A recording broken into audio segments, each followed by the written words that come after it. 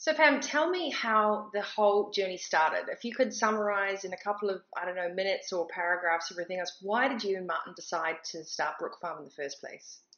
So, if I go right back to childhood, just to give you a background about manufacturing, I grew up in a family where manufacturing was core. My father was in the rag trade, and I used to go into his work and walk the floor with the artisan cutters. And when we used to make all the clothes in Australia, so manufacturing was in my blood from early on. We bought a farm in '88, and with the idea of moving up here for lifestyle purposes, that sort of thing. And then we realised that no one was doing clever things with macadamias. And we'd always had a passion for really good quality food, for healthy food, and we wanted to put macadamias into an everyday diet instead of in a snack. So we started looking at all the things that people have every day. And the first thing that I grew up with was muesli. We used to have 17 jars around the kitchen. And so we said 17. 17, and we just make different ones for summer and for winter, for mountain climbing, for going to the beach, all those sort of things. And so we said, let's start a food business. I mean, we were naive, why not? And so I took my skills, which were as a dentist, I was a problem solver and a thinker, and I cared about nutrition and what went over people's teeth. And Martin's gift was in sales and marketing, and we started just the two of us in the kitchen here where we are today, and baking up recipes, trialing, and then in November 2000 we hit the markets at the Bangalore markets, just the two of us. Wow, Yeah. that's amazing. And why macadamia? Why, you say you wanted to put macadamia in everything. What are the properties of macadamia that you thought this is a magical nut? We have to do something with it. Well, first of all, having the macadamia farm, which is where we are today, macadamia is one of those wonderful nuts. It's got these beautiful, wonderful nut fats, so it's 84% monounsaturated. The macadamia itself is cholesterol free. It's got great protein and minerals within it. It's got so many natural life uh, health benefits that are really good for you. It's also quite rich in fibre as well. And it's got a lovely flavour. You can add it to anything. You can add it to savoury. You can add it to sweet. And so it just gave that extra edge of health and delicious flavours. And one of my core philosophies in life is that fats have flavours. And macadamias have lots of the really good nut fats. And they just add beautiful, soft, nutty, buttery flavours to everything that we put them in. And I think, everybody was, I guess, in the food business, you have a great idea in your kitchen, but you don't realize once you take that to a volume that how you're going to make that a reality. So you want to share it at the markets and everybody loves the taste. And then all of a sudden you think, let's make a business out of this. Yeah. And let's put your manufacturing background and the marketing background together. But then you had to make a product that would serve the masses and that could be packaged up and put into supermarkets. So how did you transition from home kitchen to setting up your Banksia Drive HQ with that wonderful manufacturing plant? So for us, it was really good that we didn't have a knowledge of the food business when we started, because if we'd gone, say, early on to a contract manufacturer and tried to do that, they would have changed our recipe to fit their machines or whatever.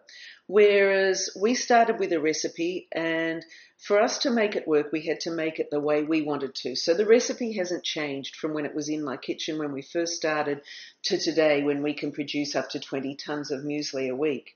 But what we did is we still kept the artisan in the product. So we still spread the muesli out on big trays. We still bake it in big ovens. The only parts we've automated more would be the packaging in, but everything has to allow our product to stay with the same integrity it had when it started. Our products have 17 different ingredients, so it's really designed for nutritional value. Mini muesli's just oats and barley, but we've got about 4 or 5 complex brands: oat bran, barley bran, rice bran, and it's the brands, the grains, the nuts and the seeds and the fruits that create a nutritional balance. And for us, having 17 different ingredients, it had to keep them evenly spread, beautifully baked, and just right every time. So that's still a challenge for us today, but it's what makes our product special that we succeed in doing that. And one of the things I love about our conversation earlier was the fact that you're empowering people within the company to also have that problem-solving attitude. that you so grew up with, you know what, rather than just being on autopilot and coming to a job, they really know and have a purpose within their role within the company. And that's worked well for you. Yes, totally. For us, the greatest thing I can empower people to do is to build up their skills and build up their training, build up their knowledge, and particularly for us in the way that we make our products. It's just like being in the kitchen, that things can go wrong every day. The oven can vary, a whole lot of things can vary. So it's not just push button and start. It's always problem solving every day, all the way to make sure that things are exactly right and perfect every day. And that means that you have to have a team that's really talented and really knows their product.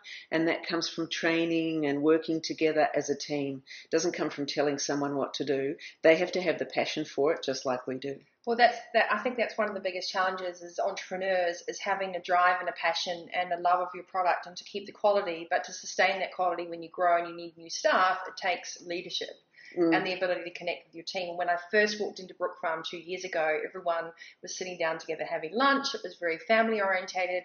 So as you grow, what do you do on a yearly basis, or do you run your production meetings differently, or how do you keep people connected even though they have to come in and be on a production line? So let's say we have small meetings every day throughout our business. Production will have what we call a toolbox every day where they'll get together.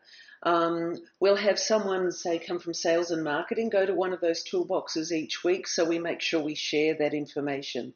In sales and marketing and finance, we get together as a company, all the managers or the supervisors get together once a week, so we all know what everybody's doing, and then we take that information out. But then it is about sharing over food. We all get together over lunch, and we also have a whole lot of activities that we do to get together during the year. We also have a newsletter that goes out. We gather people's news actively. We really try and keep people connected, and it is a challenge because as soon as you create production areas, warehousing areas, people can sort of go into silos, but it's really important to keep those connections going because no one functions on their own, and the better we work together, the better we are. And I think that analogy goes for anything. If you're listening to this, or maybe you're watching the video, whatever we're discussing here, whether you're setting up a business or you're actually just trying to instill new healthy habits for your family, you've got to actually create that momentum and share that communication with everyone. You can't go out on a journey on your own and expect other people to follow and support you. You need to communicate to them what it is that you need from them and empower them to step up and provide that support, so that you've done that within your teams. Yes, totally. And it's something we work on all the time. You know, there's never a point when it's complete. It's every day we have to innovate and look at better ways of connection and get ideas from the ideas don't come from me. They come from the team, and we really need to use their ideas. And so empowering people to speak up. When people first join us, sometimes they're a little reluctant and wanting to fit in, but we want to be challenged, and that's really, really important, that ideas are challenged and that we change and innovate all the time. As long as the quality of what we're doing, as long as we're always getting better, the service is getting better and the product is getting better. Yeah, exactly. I love that philosophy. It resonates with your product when you walk in and who you deal with in the organization. But I also think it's a lovely tone of voice and a message to share as individuals. We shouldn't all be on autopilot. We should actually continue to learn, to upskill, whether it's educating yourself about what is in your packaging, and to really embrace life rather than live out of fear of, I can't have that or I can't have this. Yeah. If we can encourage listeners now to see the development of the Brookfarm product as also an extension of how they can actually set up their daily life, and maybe even having a family meeting on Sunday to say, what's going on this week? Yeah. Who's doing what? Have we got the fridge stocked? What meals are we going to make? Like, actually, you need to run your family like a business sometimes. Oh, that'd be difficult for me. But to get everyone together and to share everything. So if you are struggling to get your health and fitness goals throughout your workplace, or maybe even just pick up some new skills and actually share those with others, maybe take out a leaf out of Pam Brook and just set up a get-together every now and then and communicate to people what you need and let people give you their ideas. So, and that brings me on to the next thing. I know that you've got a high regard for organic products, but you can't have everything organic in your range. How do you, what are your criteria for what you put into your products? What criteria do you use for your Brookfarm products? So the first thing has to be taste and quality.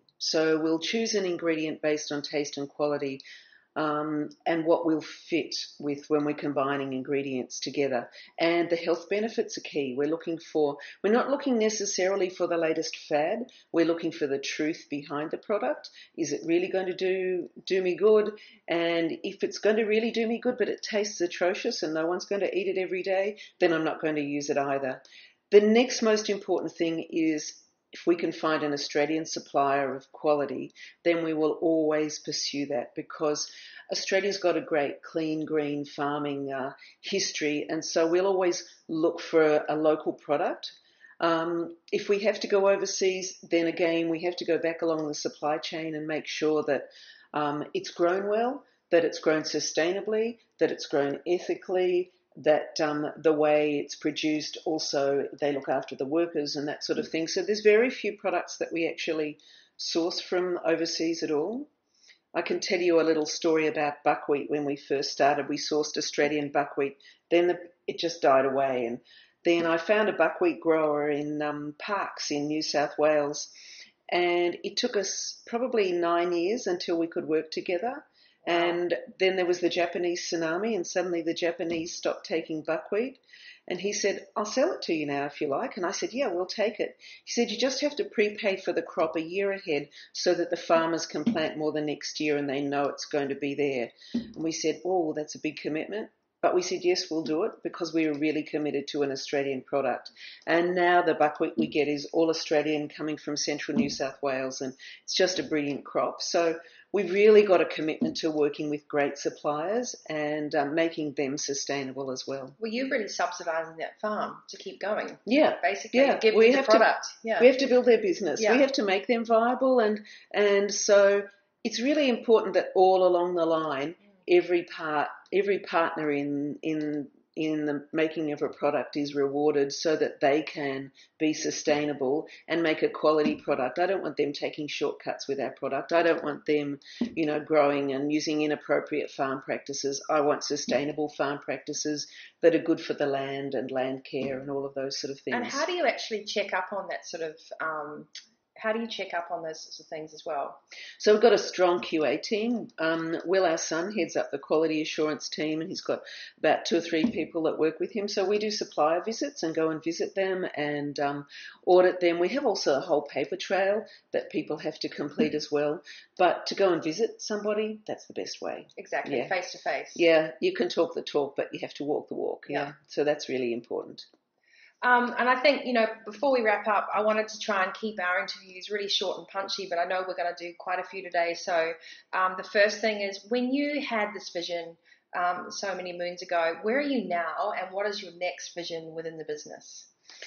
Sometimes it's just like I'm at the very beginning still. Yeah. It's like every day is quite exciting and new. So where we are now is our company's grown. We've got about 45 staff. So we've got to put lots of processes and systems in place so that we keep everybody connected and working well. But then the next thing is innovating with some really interesting products that really match people's dietary needs. There's a great range of people in this world, and all of them have different needs. And we like to create a Brookfarm product that services all those needs. We have a very strong gluten-free range, because when we started, gluten-free was it tasted a bit like cardboard, yes. And that's the only way you could get it. For us, it's not good enough to create healthy food. You really have to taste the difference. So we'll continue to advance that gluten-free range. We'll also go into some special dietary needs. And we'll just make some fun products that are really delicious. Like Brothers Blend and the 7 Mile mix. I think that's the one, yes. As well, with the white chocolate in it. The white chocolate and then naturally a beautifully dried pineapple. Yeah. So we created the walkabout mixes, and we did the one with dark chocolate and the beautiful muscatel berries. And that was relating back. That's my favourite. We used to climb Mount Bogong as kids, yeah. with my dad, and we always used to have Scroggin, and he used to dangle the chocolate to get you around the next corner and up the next hill. So then we created a couple of other ones, like with the 7 Mile Beach Walkabout. We had this beautiful Belgian white chocolate pieces, and this naturally air-dried pineapple that comes from Tully in Queensland. Now, Belgian white chocolate really has no redeeming features, really, other than it tastes delicious. But, sometimes you have to have a little fun with food. Exactly. You've got all the other healthy things in there, and it really tastes delicious. Plus, it's also a great energy recharge after a run or after, exercise. You need some carbs after exercise to recharge, but naturally healthy ones. So you've got all those nuts and seeds and all of that. I think one of the things we're going to come on to is the massive claims and scaremongering that happens, like don't have sugar and avoid this and that and the other. And I firmly believe in balance and actually having natural foods as close as they are to their natural state. And if you do lead an active lifestyle and everything, it's about the choices that you make. So, Yes. We've probably both grown up using nature as our gym and exploring the outdoors and having families that were very much built around the outside. Mm. So my mission is to encourage more people to get outside and to use that fresh food, fresh air philosophy and not be afraid if they turn a pack over and see sugars. When it's balanced with good quality nuts and proteins and everything else, your body is designed to digest a number of things. Yes, fruit sugars are fructose and it can be scary, but just be aware that you've got to have the fiber and the protein and the nuts and everything else that comes with it. So, food should be fun and it should be healthy and natural, and you're celebrating that beautifully. Yeah, totally. It's about balance. It's about moderation. It's about portion size. It's about, if you're going to have a bowl of muesli, don't fill the bowl up with muesli. Maybe put some yogurt down the bottom and the muesli over the top. There's so many different ways you can get balance and flavour in your diet every day. And it's about moderation too, but you have to enjoy it as well.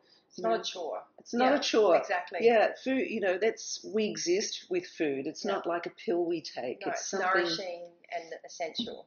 The art of actually creating a breakfast or cooking and sharing a meal. We were talking before about families. Yeah. We've always shared a meal at breakfast, at dinner. We'll always share a meal at a table. And I think food is one of those great gifts of bringing people together. And that's really, really important that we celebrate it and don't see it as a pill. Yeah, well, I think that's a really fantastic way to end this little introduction. There's so much more to discuss.